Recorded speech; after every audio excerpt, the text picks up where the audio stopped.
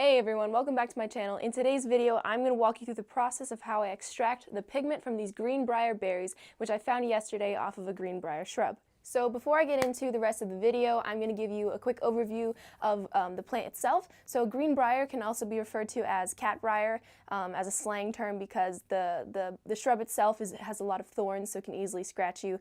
But it's super common. It's found all throughout the US and throughout Canada, and it fruits from September through March, so basically the whole winter, which is kind of different from most other fruiting plants. But a cool thing about Greenbrier is it's actually edible, so you can eat the young shoots if you boil them in water. They kind of taste like asparagus, and the super cool thing about it is that it's really high in protein. It has a super high protein content, which is very rare for plants. Most plants don't have a lot of protein in them, so Greenbrier actually serves as a really great survival food because it's so common and it has a really great high density of protein. So the berries that come from a Greenbrier bush are dark bluish purple. I don't know if you can see them, but they look kind of like tiny blueberries, a little bit like grapes, and they're kind of juicy. They're not super dry, they're not super juicy, so I'm actually going to try extracting this pigment in two different methods. So the first method I'm going to use is I'm going to dry them in the oven completely, and once they're dry, I'm going to crush them in my handy-dandy mortar and pestle. Meanwhile, while those are drying in the oven, the other method I'm going to attempt is to crush them fresh and try and get as many juices out of them as I can. And to help me with that process, I'm going to use this nice apple cider vinegar, which not only adds liquid to it to make it more easy to crush, but it also preserves it because vinegar is a natural preservative. So I'm going to get right into that, and we'll see how it turns out. Okay, so I have preheated my oven to 225 degrees Fahrenheit, and I have lined this cookie sheet with aluminum foil, which is what I need to do to dry this food.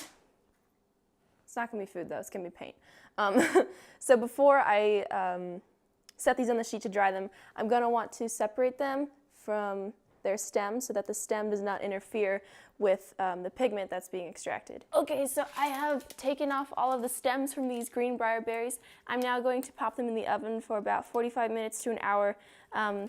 Basically, I'll see how dry they are after 45 minutes, and if they're not dry enough, then I'll keep them in for another 15 minutes, but they should be good after an hour. So I'm going to do that. In the meantime, I'm going to crush up these other fresh berries that I collected with a little help of my handy-dandy friend, apple cider vinegar. So I'm going to do that. Also, I have no idea what color this is going to make. I've never actually crushed up Greenbrier berries before. I'm really hoping that I'll get some sort of purplish color, like a dark purple. But who knows? I could get brown. I could get like greenish color. I could get like, I don't know.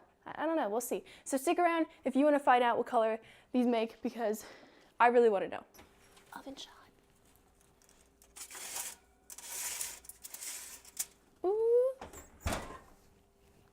So these little berries are fresh, and they're going to get crushed in this mortar and pestle. They're all in here, as you can see. So yeah, I'm going to do that now. Pouring apple cider vinegar in here. So I've been crushing this for about 5 minutes now, and I don't know if you can see, but the color of this is a really nice, like kind of deep reddish wine color. It looks a little bit like blackberry jam, and it already stained my hand this nice kind of purplish color, which is a good sign. It indicates that it will hopefully turn out as a nice purplish paint. So I'm going to keep crushing this a little bit longer, and we'll see how it turns out in about 10 minutes. Alright, so I completely crushed up these briar berries. It's a very nice paint consistency now. So I'm going to pour it into a glass jar. Now, I'm a very big fan of reusing jars, so I found this Tuscany mix of herbs in my spice cabinet. So I'm going to clean it out, take the label off, and then I'm going to pour this liquid, this paint liquid, into this bottle, and then we'll have a nice new pigment. Alright guys, so I cleaned up this bottle and I poured in my freshly crushed liquid Greenbrier berry paint into it, so it looks like this. It's kind of like a nice deep red wineish color, and I'll be sure to test that out and show you what it looks like pretty soon. But in the meantime, I have the rest of my berries, which I dried in the oven. It turns out I need to dry it for an hour because they're a little bit more moist than other wild foods. But so I completely dried them out, and I'm going to now crush them in my mortar and pestle. Now when I do that, the inside of these berries actually has a large brown seed, so I'm going to remove that seed so it doesn't affect the color of the pigment, because the darkest color of the berry is its outer shell. So I'm going to use that exterior part of the berry as the pigment. I'm going to remove the seed, the brown seed, so that it doesn't make the pigment kind of like a lighter, more dull color. So to give you a closer idea of how I'm actually separating the outside of the berry from the inner brown seed, is I'm literally just crushing it between my fingers and rolling it between my thumb and my index finger to get the dark part of the shell to fall into the dish here, and then I have the rest of the seed in my finger, which I'm discarding. So in here, I just started, so there's not that much, but you can see the little bit of dark pigment in here. So I'm going to keep doing that with the rest of these berries. Oops, I dropped them. But I'm going to keep doing that with the rest of these berries, and then I'll crush them up, and we'll see the dried powder that we have as our end result. So I've been doing this for like 5 minutes, and my fingers have gotten extremely dyed. If you can see this, it's like this very dark purplish color. Okay, so I finished separating all of these. My fingers are very dark now, but I have the seeds that I discarded. I'm actually going to keep them. I'm going to put them in this bowl, because I might want to crush them up when I finish crushing this up, just to see what color it gives me, because it might be a nice color variation that'll be different from the outer shell. But this is all of the outer shells of the berries. I'm going to crush them up really quick. It should go pretty quickly because they're pretty dry and pretty crumbly. So I'll do that, and then I'll show you what it looks like when I finish. I've finished crushing up the dried Greenbrier berries, and it actually made this like beautiful dark, really deep purple color. So I'm excited to try that. I'm excited to try that as a pigment. So right now I have my hot water right here. I have an egg yolk, and I have my liquid Greenbrier berries and my dried Greenbrier berries. And if you watched my video from last week, this is my palette of natural paints. So I made a section down here for the Greenbrier. We have the fresh with apple cider vinegar, dried in hot water, and dried in egg temper. So I'm going to try out those three, and then we will see how the colors turn out. Okay, so I mixed up my dried powder with the egg yolk, and I'm going to add it to this paper. And it's looking like it's making a really nice deep purple color. Sometimes the colors change when they dry, so really we can't really tell what color it's going to be until it fully dries, but it's going on the paper as a really nice dark purple color down here in this corner. Every time I tell people that I make natural paints, they always ask me if I have tried blueberries to make blue. And I have multiple times, and every single time you get this kind of brownish, not blue, not purple color at all. It looks kind of like a greenish brown, and it's not very vibrant either. So yeah, blueberries don't make blue, just so you know. Next, I'm going to try the dried berry powder with some hot water. Now I use hot water instead of cold water because it's kind of like how you would brew a tea. Hot water, the colorings and the flavors, essentially, they brew better if it's hot water than cold water, so that's why I use hot water. So here's my watercolor.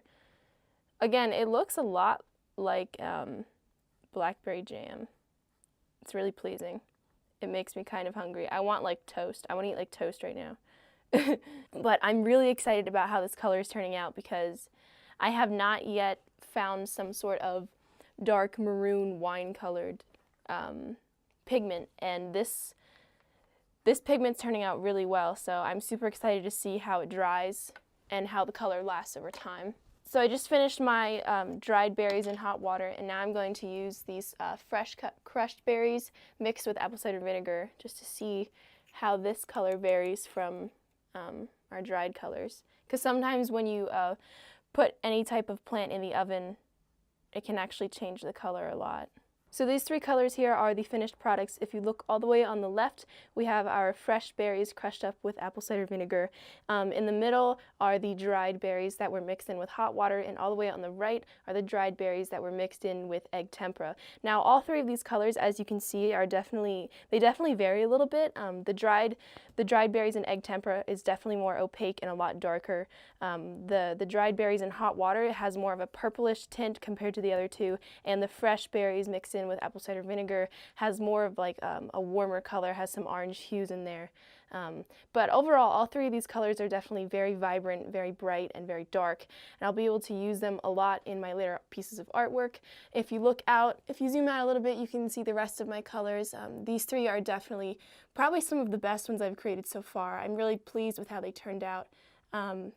But yeah, that's about it. Alright guys, that's about all I have for you today. Thank you so much for sticking around to see how our Greenbrier berries came out in the 3 different forms of paint that they could make. I really enjoyed making this video. If you enjoyed watching it, please drop a like and subscribe to my channel to catch up and see more videos about how I can make different natural paints and forage for different wild foods. If you have any questions, comments, or ideas or connections, feel free to leave it in the comment section below, and have a great rest of your day. Thank you so much for watching this once again. And yeah, enjoy. That we are extracting. I'm extracting. I'm so dumb! Because that is what you need, because I can't talk, because I'm stupid! Ooh. Yes. Like a la la. That made no sense. For sticking with me, I already said that, you idiot. Air plant, what am I saying? What am I saying?